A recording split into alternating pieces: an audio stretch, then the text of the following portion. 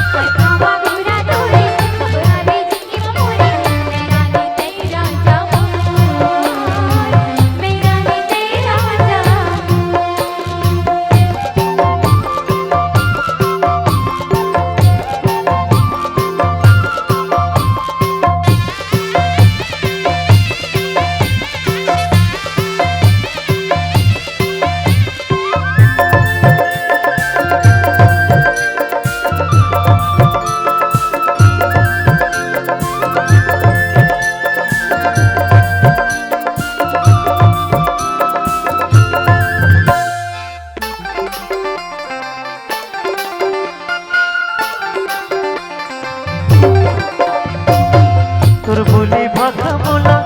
बड़ सुहाते हाथी की झोली तोर गजब के बाते हाँ तोर बोली भाषा बोला बड़ सुहाते हाथी की झोली तोर